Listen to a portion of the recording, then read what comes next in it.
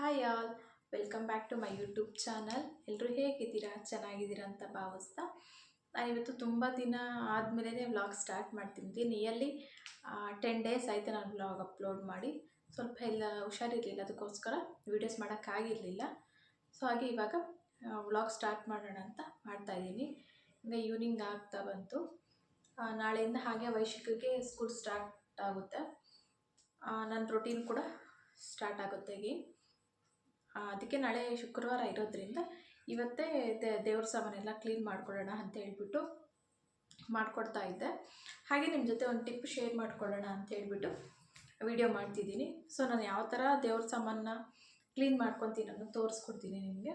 ಅದಕ್ಕೆ ಮುಂಚೆ ನಾಳೆ ತಲೆ ಸ್ನಾನ ಮಾಡ್ತೀವಲ್ಲ, ಅದಕ್ಕೆ ಸ್ವಲ್ಪ ಹೇರಿಗೆ ಆಯಿಲ್ ಅಪ್ಲೈ ಮಾಡೋಣ ಅಂತ ಹೇಳ್ಬಿಟ್ಟು ಅಪ್ಲೈ ಮಾಡ್ತಿದ್ದೀನಿ. ನೋಡ್ಬೋದು, ಒಂದು ಹಾಫ್ ಬಾಟಲ್ವರೆಗೂ ಮಾಡ್ಕೊಂಡಿದ್ದೆ ನಾನು ಆಯಿಲು. ನೋಡಿ ಖಾಲಿಯಾಗಿದೆ. ಇನ್ನು ಸ್ವಲ್ಪ ಇದೆ, ಇನ್ನೊಂದು 15 ಡೇಸ್ ಇಲ್ಲ 1 ಮಂತ್ವರೆಗೂ ಬರ್ಬೋದು ಅನ್ಕೋತೀನಿ. ನಾನೇ ಓನಾಗಿ ಪ್ರಿಪೇರ್ ಮಾಡ್ಕೊಂಡಿದ್ದೆ. ಸೊ ಖಾಲಿ ಆಗ್ತಾ ಬಂತು. ಲೈಟಾಗಿ ಬಿಸಿ ಮಾಡಿಕೊಂಡು ಎಣ್ಣೆನ ಈಗ ಹಚ್ಕೊಂಡು ಮತ್ತು ನೆಕ್ಸ್ಟ್ ವ್ಲಾಗ್ ಕಂಟಿನ್ಯೂ ಮಾಡ್ತೀನಿ.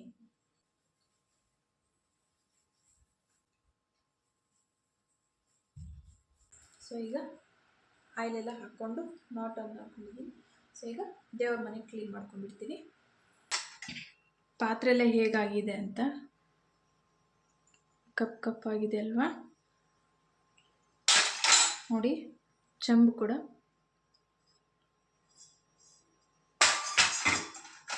ನೋಡಿ.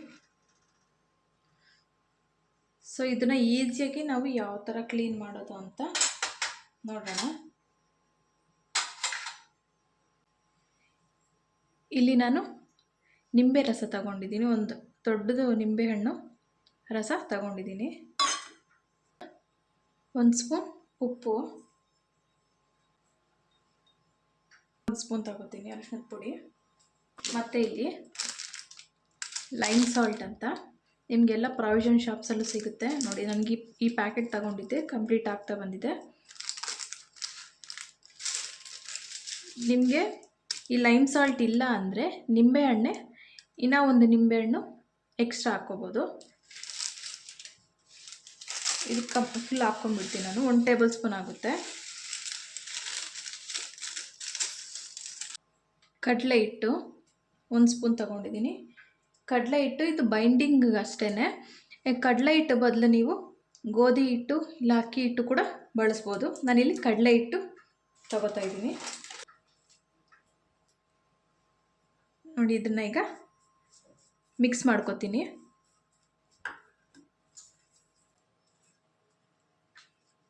ಪೇಸ್ಟ್ ಅನ್ನೋದು ರೆಡಿಯಾಗಿದೆ. ಈ ಲೈಮ್ ಸಾಲ್ಟ್ ಅನ್ನೋದೇನಿದೆ ಇದು ಕ್ರಿಸ್ಟಲ್ ಫಾರ್ಮಲ್ಲಿರುತ್ತೆ. ನೀವು ಬೇಕಿದ್ರೆ ಇದನ್ನು ಪುಡಿ ಮಾಡಿ ಕೂಡ ಹಾಕ್ಕೋಬೋದು. ಪೇಸ್ಟ್ ರೆಡಿಯಾಗಿದೆ. ಈಗ ಹಚ್ಕೋತೀನಿ ಪಾತ್ರೆಗೆ.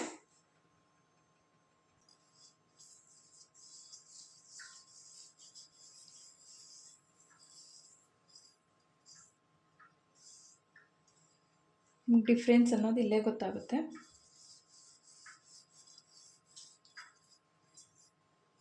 ಈಗ ನೋಡಿ, ಇಲ್ಲಿವರೆಗೂ ಹಚ್ಚಿದ್ದೀನಲ್ವ ನಾನು. ಡಿಫ್ರೆನ್ಸ್ ತೋರಿಸ್ತೀನಿ ನಿಮಗೆ.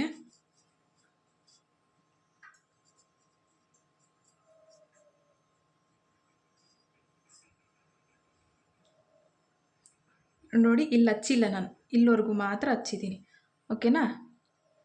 ಈಗ ನಾನು ಇದನ್ನು ಒಂದು ಟಿಶ್ಯೂ ಪೇಪರಿಂದ ಒರೆಸಿ ತೋರಿಸ್ತೀನಿ ಯಾವ ಥರ ಬಂದಿದೆ ಅಂತ. ಈಗ ನಾವು ಇಲ್ಲಿವರೆಗೂ ಹಚ್ಕೊಂಡಿದ್ದೀವಲ್ಲ, ಇಲ್ಲಿ ಒರೆಸಿ ತೋರಿಸ್ತೀನಿ. ಡಿಫ್ರೆನ್ಸ್ ಕಾಣ್ತಾ ಇದೆ ಅನ್ಕೊತೀನಿ.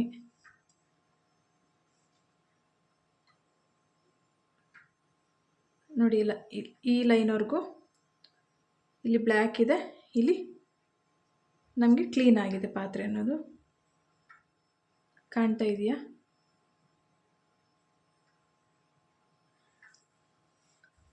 ಫ್ಲ್ಯಾಶ್ ಲೈಟ್ ಆಫ್ ಮಾಡಿ ತೋರಿಸ್ತೀನಿ ನೋಡಿ. ಈಗ ಕ್ಲಿಯರಾಗಿ ಕಾಣ್ಬೋದು ನೋಡಿ. ಇದು ನಾನು ಒರೆಸ್ಕೊಂಡಿರೋ ಪಾರ್ಟು.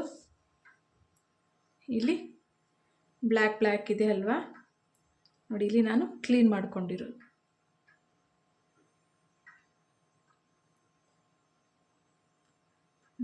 ಗೊತ್ತಾಗ್ತಿದೆ ಅನ್ಕೋತೀನಿ, ವಿಡಿಯೋ ಅಲ್ಲಿ ಕಾಣ್ತಿದೆಯೋ ಇಲ್ಲೋ ಗೊತ್ತಿಲ್ಲ, ಬಟ್ ಇಲ್ಲಂತೂ ಕ್ಲಿಯರಾಗಿ ಕಾಣ್ತಿದೆ ನೋಡಿ. ಇಲ್ಲಿ ಕ್ಲೀನ್ ಆಗಿದೆ.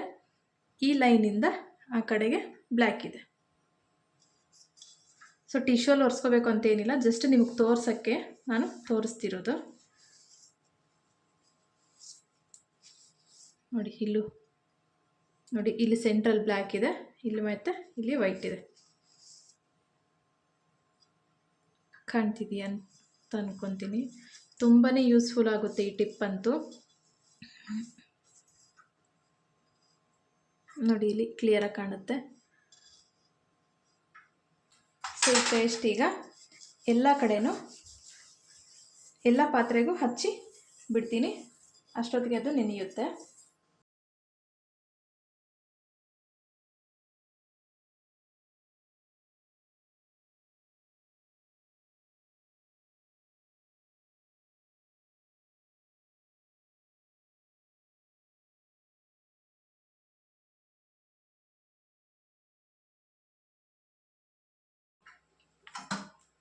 ಸೊ ಈಗ ಈ ಉಜ್ಜಿಟ್ಕೊಂಡಿರೋ ಚಮನ ಕ್ಲೀನ್ ಮಾಡ್ಕೊತೀನಿ.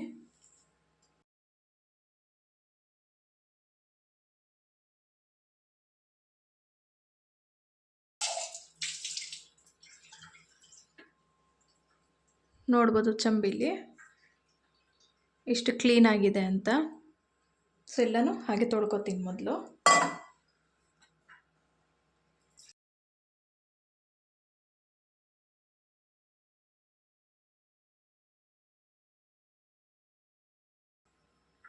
ಈಗ ಒಂದ್ಸರಿ ತೊಳ್ಕೊಂಡಿದ್ದಾಗಿದೆ. ಈಗ ವಿಮ್ ಲಿಕ್ವಿಡ್ ಹಾಕಿ ಒಂದ್ಸರಿ ತೊಳ್ಕೊಬಿಡ್ತೀನಿ.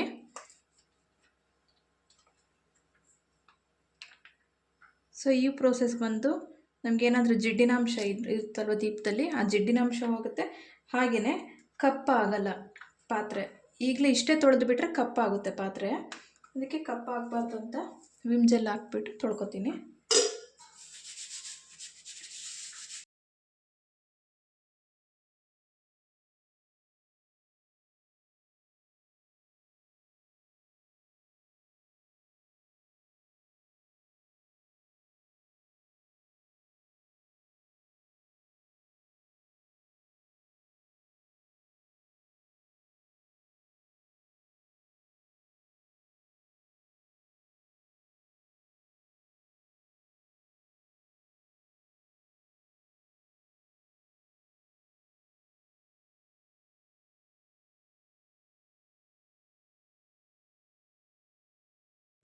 ತೊಳೆದಿಟ್ಕೊಂಡಿರೋ ಪಾತ್ರೆ ಎಲ್ಲ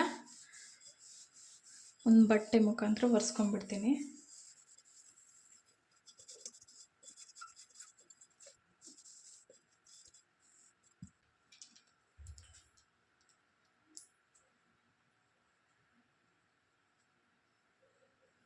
ಪುಟ್ಟದಾದಂಥ ಆನೆ ತಗೊಂಡೆ. ಪುಟ್ಟದಾದಂಥ ನೋಡಿ, ಚೆನ್ನಾಗಿದೆ ಅಲ್ವಾ?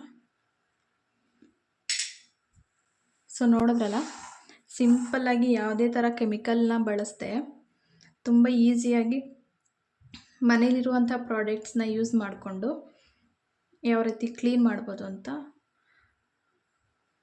ಐ ಹೋಪ್ ನಿಮಗೆಲ್ಲ ಇಷ್ಟ ಆಗಿರುತ್ತೆ ಅಂದ್ಕೊಂಡಿದ್ದೀನಿ. ಇಷ್ಟ ಆಗಿದ್ರೆ ಒಂದು ಲೈಕ್ ಮಾಡಿ, ಹಾಗೆ ಕಾಮೆಂಟ್ ಮಾಡಿ. ಬೇರೆ ಇನ್ನು ಯಾರಿಗಾದ್ರೂ ನಿಮ್ಮ ಫ್ಯಾಮಿಲಿ ಫ್ರೆಂಡ್ಸ್ಗೆ ಯೂಸ್ ಆಗುತ್ತೆ ಅನ್ನೋ ಆ ಥರ ಇದ್ದರೆ ಶೇರ್ ಮಾಡಿ ಅಂತ ಹೇಳ್ತಾ ಈ ವಿಡಿಯೋ ಇಲ್ಲಿಗೆ ಎಂಡ್ ಮಾಡ್ತಿದ್ದೀನಿ. Thank you.